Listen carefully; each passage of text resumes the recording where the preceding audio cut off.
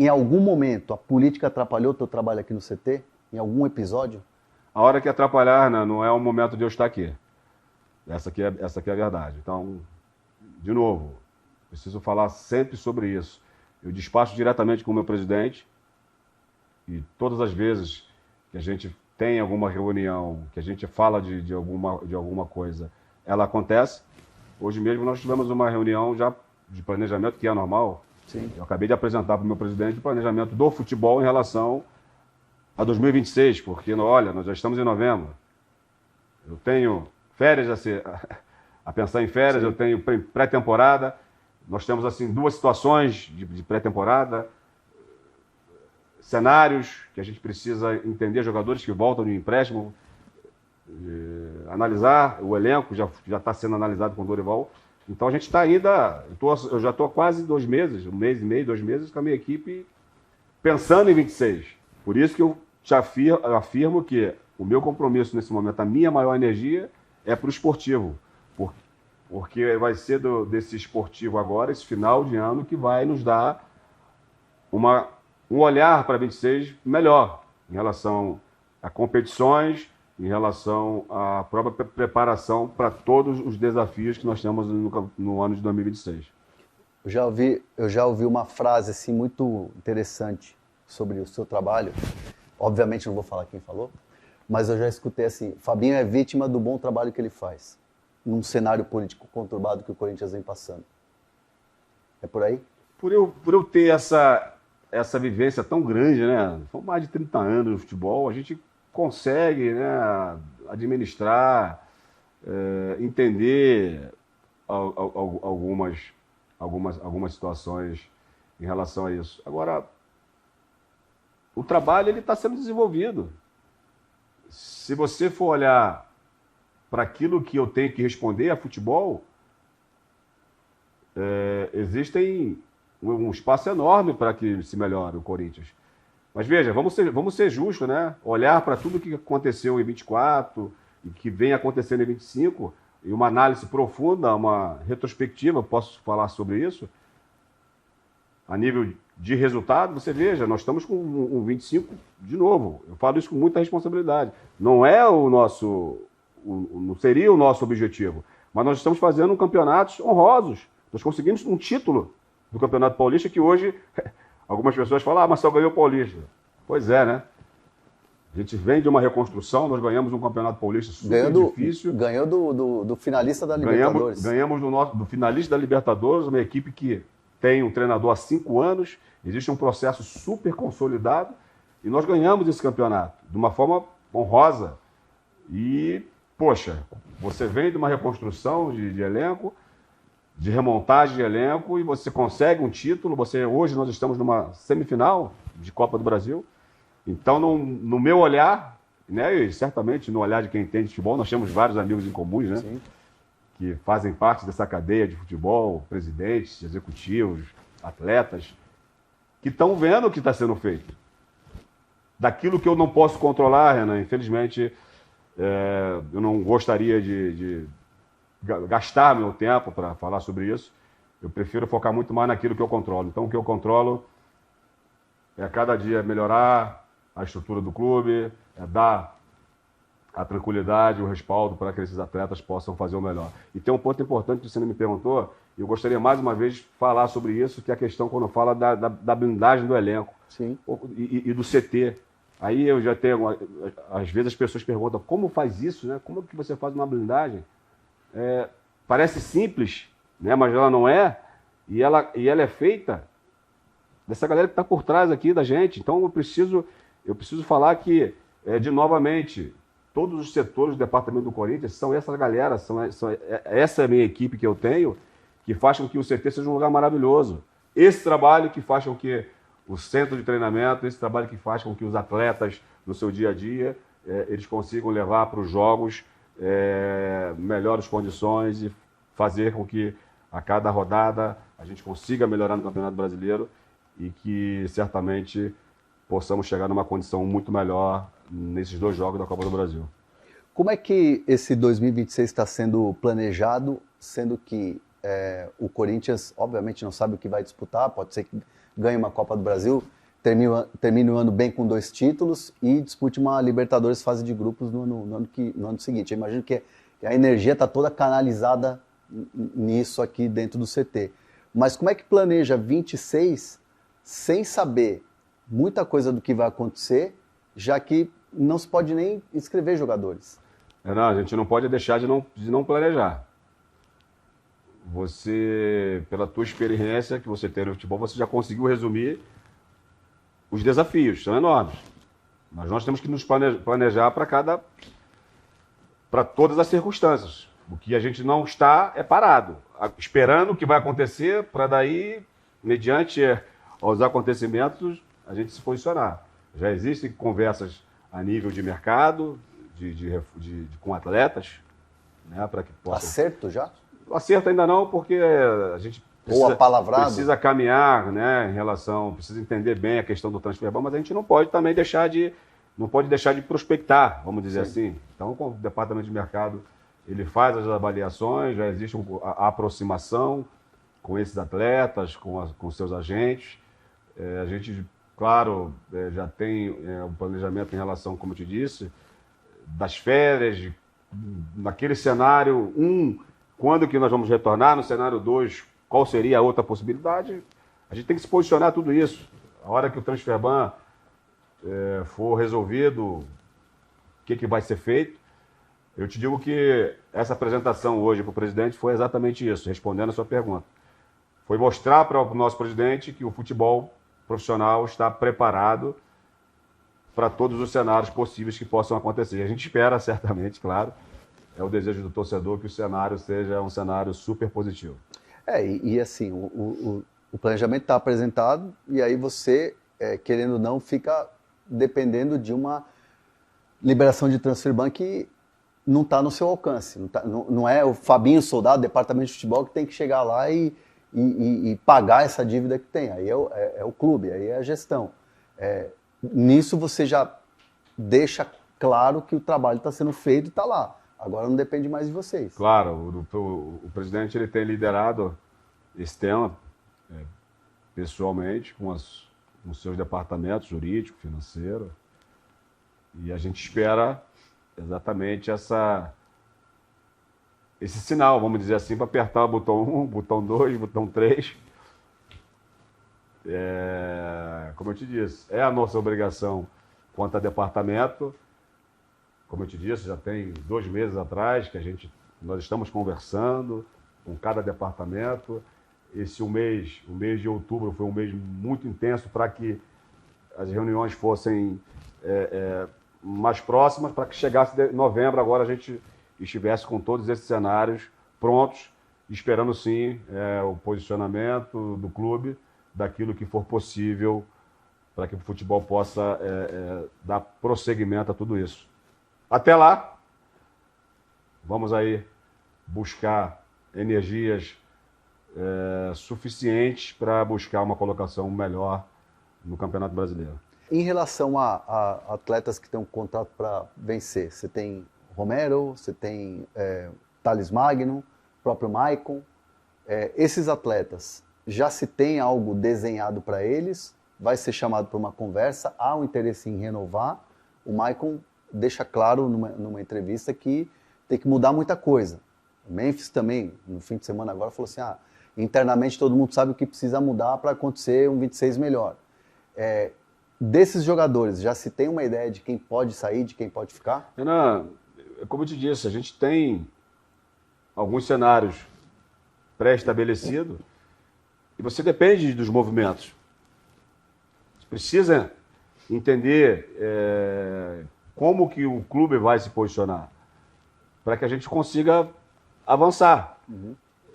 O que eu posso dizer é isso. Existem não somente esse, mas existem jogadores que estão em final de empréstimos. Então, todos esses cenários eu posso dizer que estão sendo avaliados para que no momento exato a gente consiga,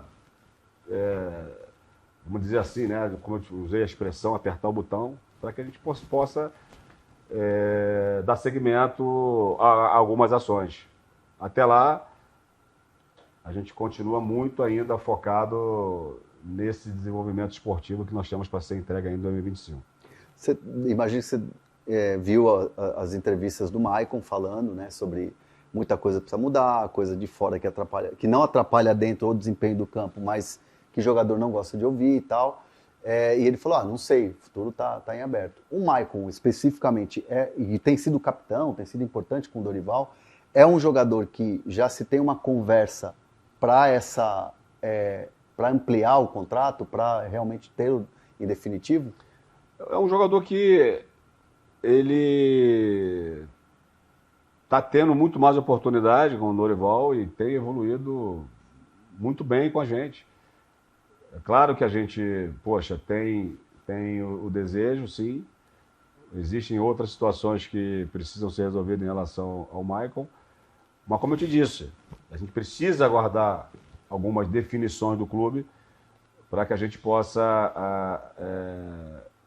avançar um pouco mais. Mas é legal que quando você fala assim das declarações, né, dos atletas e daquilo que a gente escuta, sabe? Então é um momento também para que a gente coloque, né, algumas inverdades, né, que falam, que tentam o tempo inteiro, sabe, trazer um certo tumulto para dentro do clube. E são situações assim desnecessárias que a gente precisa, infelizmente, às vezes gastar parte. Eu preciso reunir parte da minha equipe para gastar uma energia em situações que para a gente aqui no CT não chega nem para a gente. Uhum. Então a gente se fala, quando perde um jogo, perde o outro, que o CT não tem comando. Caramba, eu já trabalhei com dois, três treinadores aqui, todos eles sempre falaram da relação que é o CT. Então a gente precisa ficar o tempo inteiro reafirmando que aqui é um lugar de discussões e a forma que eu lido, a forma que eu trato, eu vou expor meus jogadores, jamais eu vou expor meu jogador para fora, jamais. Agora, internamente, aqui as conversas elas existem, são conversas duras, que quando tem que ser. Agora, jamais eu vou sair para fora. Tem cobrança. Você vê o comportamento dos atletas. Claro que acontece, são seres humanos. Tem uma situação ou outra que acontece, um desequilíbrio, que a gente resolve internamente. Então, jamais eu vou vir aqui expor jogadores, isso não se faz. Até porque são eles, os jogadores, novamente, os jogadores são parte da solução, não são o problema. Sim. Então, assim, o tempo inteiro a gente precisa não, né? Mas parece que a gente precisa provar. Então é por isso que muitas das vezes eu não me posiciono, porque eu não vejo necessidade. Porque é algo tão claro, né? Tá tão transparente quando você se fala nisso, em relação a algumas situações. E eu vou tocar no ponto importante que você não tocou, mas quando você fala da política, não sei de onde surgiram, né, informações que o meu contrato foi renovado quando Augusto saiu. Renovou? Eu tinha um contrato e após aquele ano de 2024 todo, após todo aquilo que aconteceu, nós tivemos uma conversa. Eu fui chamado para uma conversa com toda a parte da diretoria, que fazia parte daquela época, para uma renovação. Então, foi em fevereiro. Então, não existe isso. Eu não tenho essa colocação em relação à parte política. Então, são coisas que parece que você tem que falar o tempo inteiro que não é isso, que são inverdades que surgem em relação ao meu nome, que, na verdade, a gente sabe que isso só atrapalha todo o processo do clube. Muitos falam também, o Fabinho renovou o contrato. Eu queria aprofundar um pouco nesse tema. Salve, nação corintiana, tudo jóia? Gente, olha eu aqui de novo, Mineirinho na voz, trazendo para vocês um cortezinho do vídeo da entrevista que Fabinho Soldado concedeu no CT do Corinthians para o jornalista esportivo André Hernan. Fabinho Soldado falou de vários assuntos nessa entrevista coletiva e, dentre eles, falou um pouco da política do Corinthians. Mas antes de falar desse assunto, a gente vai iniciar o vídeo falando um pouquinho aí da divulgação do Corinthians, com uma nota aí que o volante Ranieri acabou sofrendo uma lesão muscular. Essa lesão é no músculo adutor da perna direita. Ranieri, que foi substituído, né, na derrota do Corinthians para o Bragantino em Bragança Paulista. Saiu sentindo muitas dores. E aí agora foi divulgada a nota pelo Corinthians que o Ranieri está tendo um problema muscular. Será desfalque contra o Ceará certeiro, né? Corinthians não divulgou a gravidade da lesão e nem o tempo de recuperação. Mas a informação que a gente conseguiu apurar é que essa lesão ela é de grau 2 e o prazo para retorno do Ranieri será de 15 dias. Então, Ranieri deve desfalcar o Corinthians, pode desfalcar o Corinthians contra o Ceará, já é certo. Também deve desfalcar contra o São Paulo. E se for uma recuperação brilhante, ele pode estar contra o Cruzeiro. Se não, Ranieri só voltará ao gramado no jogo contra o Botafogo do Rio de Janeiro. Então o Corinthians vai ter uma perda enorme, porque o Ranieri hoje é considerado não só o melhor volante do Corinthians, mas ele é considerado um dos melhores volantes do Brasil. Não é à toa que o craque Neto trouxe a informação que o Grupo City está querendo comprar o Ranieri para ano que vem. O Ranieri não tem muita mídia, não tem muita publicidade, mas tem muito futebol. Foi um achado do Corinthians que acabou comprando o atleta, né? E o Grupo City está de olho, está monitorando o Ranieri. Ainda não fez uma oferta, mas está preparando para fazer uma oferta ao Corinthians. Isso a gente sabe que o Grupo City ele é muito forte. O Grupo City, quando ele chega para fazer uma proposta, os valores, né, o contrato é bom, né, os valores são estratosféricos. Então, acaba seduzindo o atleta de deixar, né, o Corinthians.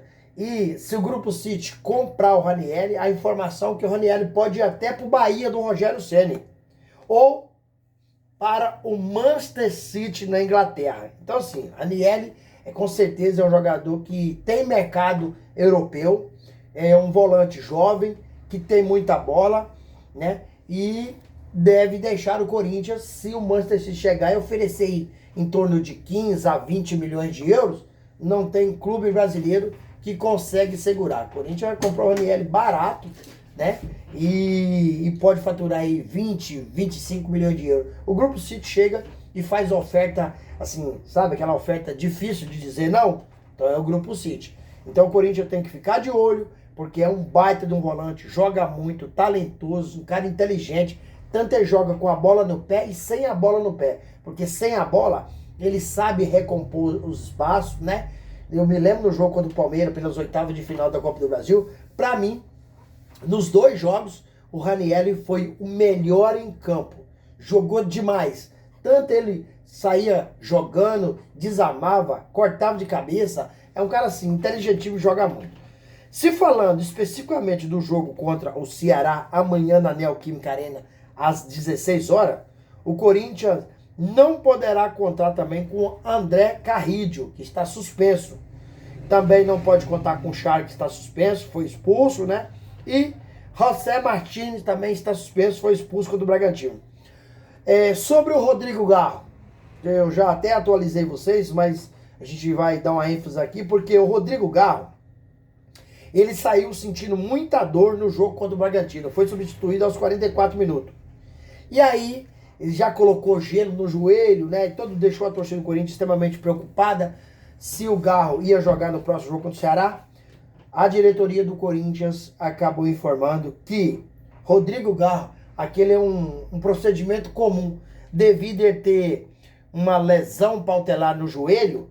Então, todos os jogos, ele tem aquele procedimento que é de sair e colocar gelo para recuperar a musculação o quanto antes possível para ficar pronto para o próximo jogo. Então, amanhã, contra o Ceará, Rodrigo Garro estará em campo. Então, o Corinthians pode vencer esse jogo, deve vencer, vai jogar em casa, né, chegar a 45 pontos, tirar de vez, de uma vez por toda aí, a preocupação de um rebaixamento no Brasileirão. A nota de corte está entre 43 e 44 pontos. Corinthians vencendo o Ceará amanhã, chega aí a 45 pontos. Gente, vamos falar um pouquinho de Fabinho Soldado? Porque nessa entrevista que ele concedeu para o André Hernan, eu eu prestei muita atenção, né, no que Fabinho Soldado falou. Foi uma entrevista bem polêmica, né? Uma entrevista que Fabinho falou da política do clube, né? De investimento que Fabinho Soldado fez aí na fisioterapia, que tinham aí praticamente 200 mil de investimento, chegou a 2 milhões. Fabinho falou que pretende continuar no Corinthians, né? Até porque ele tem contrato, quer cumprir, né? Então Fabinho negou aí que a política atrapalha o trabalho dele, dizer que o dia que perceber isso, ele deixa o clube, que ele tá ali para ajudar. Fabinho já tá preocupado com a pré-temporada para ano que vem, com a reformulação do elenco, com contratação. Então, assim, o Corinthians tem muitos desafios durante o ano e Fabinho Soldado já tá correndo atrás. O Corinthians, ele vai ter um novo diretor de futebol, que hoje o Core quer um diretor de futebol estatutário. Você lembra do Rubão? Quando o Rubão saiu, nunca mais o Corinthians teve um diretor estatutário. E o Core está querendo esse diretor estatutário. E os conselheiros estão aí pressionando o presidente Osmar Stabile a contratar um diretor estatutário, um diretor de futebol. Hoje o Corinthians tem o Fabinho, né? A informação é que Osmar Stabile não vai contratar nenhum diretor estatutário. Então, reformulando, a informação é que Osmar Stabile não vai contratar nenhum diretor estatutário. Até porque hoje os nomes que lá estão no Corinthians são nomes que estão totalmente queimados, né? Não tem nenhuma pessoa lá que Osmar Stabile vê como um salvador da pátria. Osmar Stabile pretende continuar com Fabinho Soldado na temporada do ano que vem, 2026, como diretor executivo do Corinthians. Aquele homem que é responsável pelo futebol, que faz o elo com os jogadores e a diretoria. Eu sinceramente, uma opinião particular, tá? Eu acho sinceramente que o trabalho do Fabinho Soldado é um trabalho até que bom. Dentro de uma média, eu vou colocar em nota 6, né? Que passaria de ano.